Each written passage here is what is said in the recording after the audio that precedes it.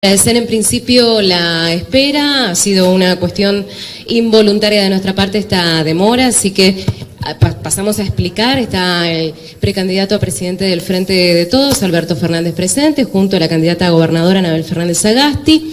Vamos a ir respondiendo las preguntas a medida que pasemos el micrófono y lo voy a ir pasando a medida que levanten la mano. Pedimos una sola, pero la pregunta tengo ya el primero.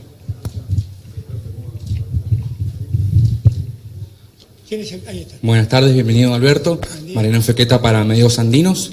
Una pregunta para si finalmente gana las elecciones y es elegido presidente. ¿Cuáles serían las medidas urgentes que piensa que debería tomar frente al gobierno nacional una vez asumido su cargo? Esa es una pregunta muy difícil, siempre les digo lo mismo. Es muy difícil porque no sé qué va a dejar Macri de Argentina. Esta es la realidad. Nosotros estamos fuertemente condicionados por una deuda impresionante que Macri ha tomado, no muy distinta a la deuda que se ha tomado aquí en Mendoza, y esas deudas condicionan mucho el desarrollo de las economías, tanto a nivel nacional como a nivel provincial, porque son obligaciones que gobiernos constitucionales asumieron y que pagarlas significan, en un momento de retracción económica como la que vivimos, un serio problema. Ahora, yo suelo decir que lo primero que tenemos que pensar es que Macri cuando llegó es como que apagó la economía. La apagó. Piensen ustedes en entrar acá y bajar una perilla para que todo esto se apague. ¿En qué se manifiesta ese apagón de la economía? Se manifiesta en que hace 3 años y medio que el consumo se cae, hace años que la Argentina está cayendo. Piensen ustedes que en el primer trimestre el Producto Bruto Argentino ha caído 5.8, casi 6 puntos de caída del Producto Bruto. Lo que tenemos que hacer cuando volvamos es volver a aprender la economía. Volver a aprender la economía es volver a aprender el consumo, volver a aprender la producción, que no para de caer.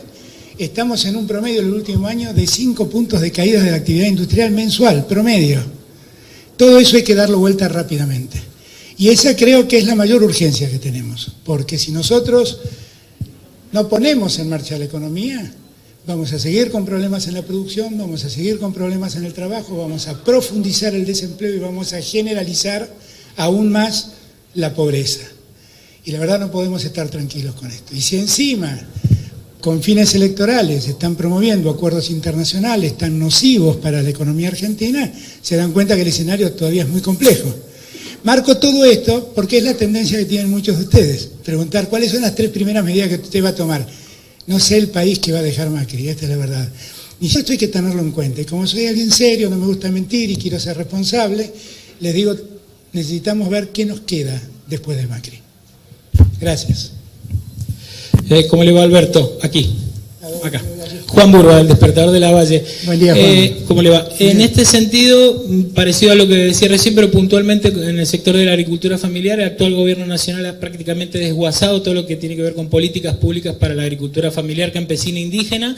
¿Cómo ve la situación del sector y si es posible una recuperación y con qué medidas en adelante? Bueno, es que todo tiene una misma lógica. Lo que le ha pasado a la agricultura familiar, honestamente, no es muy distinto a lo que le pasa al productor de peras, de manzanas, que, aunque no sea necesariamente agricultura familiar, sino que tengan mayor dimensión, chacareros y demás, enfrentan un enorme problema, un inmenso problema. El problema de que no del gobierno nacional para preservar eso que tiene mucho que ver con las economías regionales. En el fondo todo esto pasa porque el gobierno nacional no es un gobierno federal, es un gobierno, yo soy porteño y lo digo desde esta libertad que me doy, es un gobierno nacido de las entrañas de la ciudad de Buenos Aires, absolutamente acostumbrado a la riqueza de la ciudad más rica de la Argentina, la ciudad de Buenos Aires, y absolutamente desatento a los problemas del interior del país. Y entonces, todos estos problemas tienen que ver también con esa mirada del gobierno nacional absolutamente unitaria, centralista de Buenos Aires, que hay que revertirla. Porque todo esto pasa porque no les preocupa lo que pasa fuera de la General Paz. Ellos creen que la Argentina termina en General Paz. Porque para ellos el crecimiento es la especulación financiera y toda la especulación financiera se desarrolla en la ciudad de Buenos Aires. Es eso. Pero eso también hay que cambiarlo de cuajo. Acá. ¿Cómo estás? Buenas tardes. Buenas tardes. Victoria Fierro de Radio Mitre Mendoza. Quería preguntarle por el pacto por Irán, si usted cree que fue un error o un alineamiento internacional. No, lo he dicho 1000 veces. Fue un error, creo que fue un error, definitivamente. Nosotros como Argentina, como país, todavía estamos en deuda por descubrir la verdad de lo que ese atentado horrible que se llevó la vida de 95 argentinos, o 96, no me acuerdo el número exacto. Pero lo cierto es que todavía tenemos que resolver eso. Y el pacto con Irán yo creo que no fue una buena medida. Lo he dicho muchas veces y lo sigo diciendo. Acá, perdón. ¿Qué tal? Ahora me asomo. Bienvenido, muy buenas tardes, Alberto. Gracias. Mi nombre es Silvia Sasola, por la radio de la Universidad Nacional de Cuyo, Mendoza. Bueno, la consulta justamente tiene que ver con políticas de Estado y políticas públicas en cuanto a la mirada sobre las universidades nacionales. Este año la Universidad acá de Cuyo cumple 80 años de vida y bueno, el resto de las universidades están en situaciones muy complicadas, también por supuesto la nuestra, con las economías. ¿Cómo sería la mirada de la política universitaria? Yo, a diferencia del presidente, tuve la suerte de caer en la educación pública. Me he formado en una familia donde mi padre estudió en el Nacional Buenos Aires, estudió en la Universidad de Buenos Aires y de donde yo hice todas mis carreras primarias, secundarias y terciarias en organismos públicos, en institutos públicos, en centros de educación pública. Y yo creo en la educación pública, creo firmemente. La creo absolutamente necesario. Esto no va en desmedro de la educación privada. Lo que nosotros hemos tenido el orgullo de tener lugares de educación pública que fueron reconocidos en el mundo entero. Y tenemos que tener ese mismo derecho. Y tenemos que darle a nuestros hijos y a los hijos de nuestros hijos ese derecho de poder ir a la educación pública y encontrar allí la educación de excelencia que hace falta. Tal vez Macri no lo advirtió, pero las sociedades ricas en el presente son las sociedades inteligentes, y las sociedades inteligentes son las que se educan. Claro, si nosotros tenemos 1 de cada 2 niños por debajo de la línea de pobreza, la posibilidad de que ese niño quede afuera del sistema educativo es muy grave, y que nosotros no nos intranquilicemos por eso es más grave aún, porque que un niño hoy no tenga educación y esté debajo de la línea de pobreza, lo somete a este cono de pobreza que nadie quiere que lo atrape. Pero también le está quitando el futuro, porque las sociedades ricas son las sociedades que han desarrollado la educación, la ciencia y la tecnología. Y estoy empecinado a darle a la educación, a la ciencia y a la tecnología el lugar que corresponde. Así como a nosotros nos debe preocupar por nuestro futuro ver un niño que cae en situación de pobreza, también nos debe preocupar ver emigrar un científico, porque estamos dejando salir la inteligencia. Y eso es lo que verdaderamente nos va a hacer ricos. ¿Qué tal, Alberto? Estoy aquí detrás, en esta mano levantada. ¿Cómo estás? Alexis Montivero, de Diario El Sol. La Hola, consulta Alexis. es, ¿cuál es su visión de la gestión que se realiza aquí en la provincia a través del referente del radicalismo, Alfredo Cornejo? Es una pregunta compleja porque lo conozco a Alfredo hace muchos años y le tengo sincero cariño. Pero está claro que tenemos miradas distintas de lo que pasa en la Argentina. Creo que Mendoza mereció mejor suerte que la que tuvo estos años.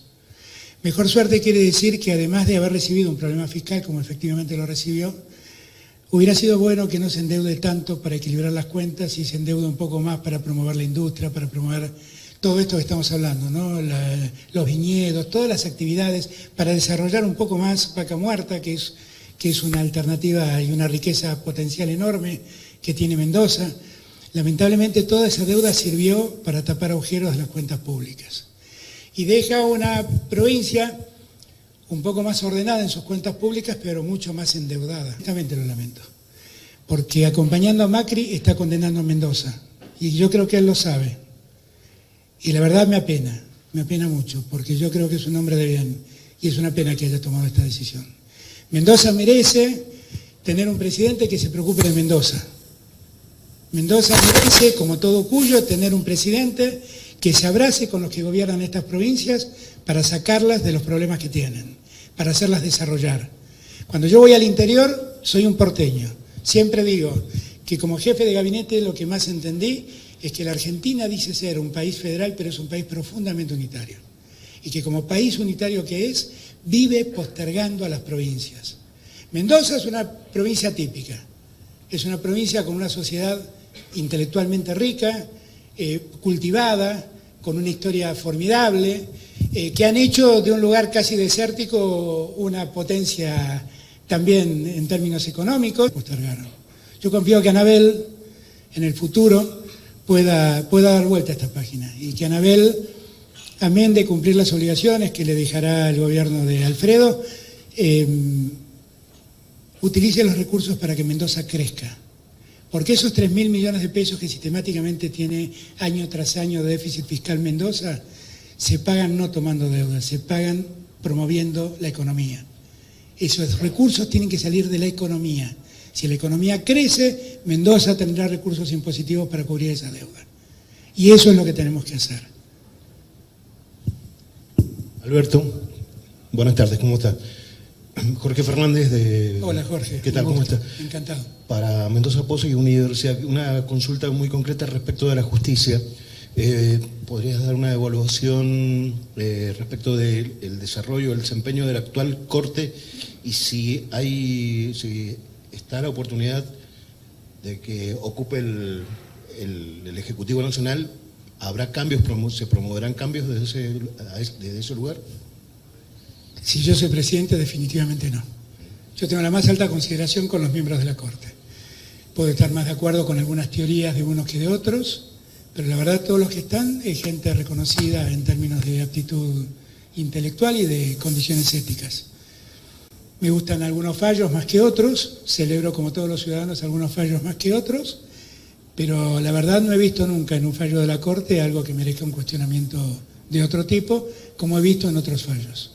La Corte para mí no es un problema, la Corte lo que tiene que hacer es seguir velando porque la justicia impera en Argentina. Es el último lugar que tienen los argentinos por reclamar justicia. Y a veces si algo puedo pedirle es que se meta más, porque de verdad hay momentos en que hace falta. Pero yo tengo la más alta opinión de todos, inclusive de los que nombró Macri, no tengo nada que decir de ellos. Alberto, ¿qué tal? Buenas tardes, Federico Salazar de Radio Uniwili, Canal 7. Federico, no te veía. Ahora sí. Ahora sí. Bueno, hoy el ministro Dietrich vinculó directamente el paro de los gremios aeronáuticos con el kirchnerismo y dijo que no quiere que gobiernen más. ¿Qué tiene para decir al respecto o si tiene que hacer alguna apreciación? Sí, yo le diría al ministro Dietrich que haga una profunda autocrítica, que revise lo que ha hecho.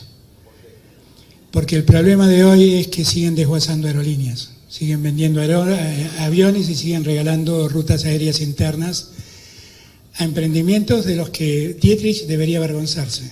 Y Macri también, Avianca es un caso, Flybondi es otro caso. Son proyectos de los que deberían avergonzarse porque han precarizado el sistema de vuelos en la Argentina. Y en verdad lo que está reclamando la gente de aerolíneas en todos sus gremios es que dejen de desguazar el sistema aéreo estatal porque realmente es el único que se preocupa por darle conectividad a toda la Argentina. Nunca vi que Avianca esté preocupada o que Flybondi esté preocupado por llegar a Catamarca o a La Rioja. Solo les preocupa llegar a los centros turísticos, negocios seguros. Y mientras hacen esto, todos los días desguazan y venden un avión de aerolíneas. Por lo tanto, Dietrich, a quien nunca tuve la posibilidad de conocerlo, le pediría que tenga un gesto de honestidad intelectual y revise lo que ha hecho. Porque en materia aeronáutica ha hecho las cosas lo suficientemente mal como para que empiece a sentir un poco de vergüenza. Buenas tardes, Alberto. Mariano Bustos de MDZ. Perdón, y quiero aclarar que fui víctima de lo que pasó hoy también en aerolíneas, porque también yo demoré mi vuelo. Le quería consultar por la situación de Venezuela, sobre todo teniendo en cuenta el informe que se ha enviado a la ONU, lo ha enviado la expresidenta de Chile, Michelle Bachelet, y a raíz de ello el presidente Mauricio Macri dijo que los que guardan silencio son cómplices. ¿Qué piensa sobre lo que está pasando y sobre esa frase de Macri? De la frase de Macri no opino, porque la verdad que yo no hablo para que me escuche Trump. Macri sí. Lo que sí digo yo es que, y lo digo desde siempre, que en Venezuela hay un problema respecto de la calidad institucional venezolana y que hay que prestarle atención a eso. Porque evidentemente se han vivido en los últimos años sistemas de abusos y de arbitrariedad del Estado que uno no puede pasar desapercibido. Eso ha complicado la convivencia democrática a tal punto que ha habido enfrentamientos y detenciones que deben llamarnos la atención y deben preocuparnos. Michelle Bachelet, yo no he hablado con ella, hace un tiempo que no hablo, pero seguramente sé de su corrección y de su severidad en los análisis. Si ha dicho una cosa así, solo debemos tenerlo en cuenta. Lo que sí creo es que la solución venezolana no es llenar Venezuela de marines. Ni la solución venezolana es que en una plaza pública alguien se autoproclame presidente y otros, los gobiernos de Latinoamérica, salgan a reconocerlo. Yo me pregunto qué hubiera pasado si los chalecos amarillos hubieran proclamado un presidente en Francia porque no les gustaba Macron, cuando además veíamos todo el problema social que se estaba generando. A mí me parece que con Venezuela es un problema que debe llamar la atención de todos nosotros, no por lo que ha dicho Michelle Bachelet, sino por lo que todos nosotros vemos que está ocurriendo. Yo quiero recordarles, porque acá se olvidan, que en el año 2017 Cristina advirtió que en Venezuela estaba en crisis el Estado de Derecho. Y en ese momento ni siquiera hablábamos con Cristina. Entonces, lo que digo es, tomemos las cosas con seriedad. En Venezuela hay un problema agudo. Los países latinoamericanos, haciendo honor a lo que fue siempre nuestra doctrina de no intervención, lo que tenemos que hacer es ayudar a que los venezolanos se reencuentren. A eso. Como lo hace México y como lo hace Uruguay con toda dignidad. Y lo que no debemos hacer es andar incentivando a Trump, a pedido de Trump, que mande tropas. Eso no debemos hacerlo. Van las dos últimas preguntas. Muy buenas tardes, Alberto. Julieta Arana para Radio La Mosquitera. Hola, Julieta. Bienvenido. Gracias. Y bueno, preguntarle con respecto al blindaje mediático que estamos viviendo, a la concentración de medios, ¿cuál sería su futura postura con respecto a la Ley de Servicios de Comunicación Audiovisual? La verdad es que no es mi problema. Yo siempre creo que los medios, si finalmente fueran tan determinantes como muchos dicen, Cristina no podría representar lo que hoy representa. Y Cristina representa lo que hoy representa porque se pueden confundir a mucha gente, pero no se puede confundir la memoria ni se puede confundir el compromiso. Yo sé que el blindaje existe. Yo sé que lo cuidan a Macri más que a sus mamás. Yo lo sé. Pero no importa, porque los que van al supermercado saben quién miente. Los que ven cómo viven y los que advierten que a 5 cuadras de la casa de gobierno se le está muriendo la gente, saben lo que pasa. Por más que los diarios los cuenten o no los cuenten. Los que van a llenar la cancha de River de ropa invernal para que los que están en las calles sobrevivan, saben lo que pasa, aunque los grandes medios no se los cuenten. Y aunque Macri se enoje porque el presidente de River tuvo una maravillosa idea de ir en socorro solidario de los que están mal. Porque el Estado le recomienda que marquen 108 para que un contestador automático les conteste. Yo la verdad es que siempre la verdad vence a la mentira, y aunque demore un poco más. Gracias. Última pregunta. Bueno, ¿cómo le va, Alberto? ¿Cómo Soy está? Laura Prudencio de Radio Nacional. Un Hola, poco tiene Laura. que ver con esto de los medios y lo que está pasando con las fake news, también los ataques que hay a algunos políticos de diferente extracción política. ¿Cuál es su mirada respecto a eso? Sobre todo para quienes en el electorado no tienen una predilección política y cuáles, en ese caso, los elementos desde la campaña. No, yo creo que hay que advertirle a la gente lo que pasa. La gente es muy inteligente, es mucho más inteligente de lo que nosotros muchas veces pensamos. La gente está mucho más advertida del uso de la mentira en las redes. A veces nosotros pensamos que a la gente se la lleva como ovejas al corral, y me parece que no es así. Lo que sí tenemos que hacer es demostrar estas cosas y también terminar con malas prácticas, realmente. De reírnos de la gente o de tergiversar las cosas, yo creo que no son buenas prácticas. Estas suertes de escraches en redes no son buenas prácticas, sinceramente. Me parece que lo que tenemos que ganar es con la verdad, diciendo la verdad. Si la verdad la tenemos nosotros, si ellos ya se han doctorado en mentirosos. Entonces, ¿qué problema hay? Si nosotros podemos contarle a la gente todo lo que han mentido y todo lo que siguen mintiendo, ¿qué problemas hay? ¿Qué problema puede ser que nosotros sigamos yendo con la verdad? Yo estoy seguro que siempre la verdad gana. Lincoln tuvo una frase que yo repito desde que soy muy chico, mucho antes de que empezaran las fake news y que los diarios se homogeneizaran en un discurso. Y mis compañeros peronistas me decían, pero no podés nombrar a Lincoln. Pero fue una frase formidable. Y Lincoln además fue un hombre importante. La frase dice, vos le podés mentir a algunos todo el tiempo y le podés mentir a todos algún tiempo, pero no esperes mentirles a todos todo el tiempo.